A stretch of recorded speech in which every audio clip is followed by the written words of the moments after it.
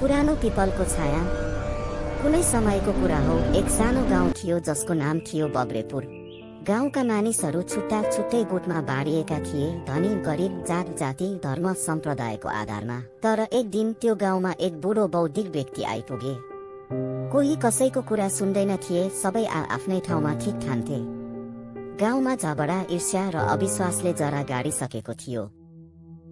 एक दिन बुढाले गाउँका सबैलाई बोलाएर भने, तपाईहरूको समाज कमजोर छ, किनभने तपाईहरू एक अर्कालाई शत्रु ठान्नुहुन्छ। जुन दिन तपाईहरूले यो पिपल जस्तै गहिरो जरासँग बाँधिएको हुनुहुन्छ, त्यो दिन समाज बलियो बन्छ।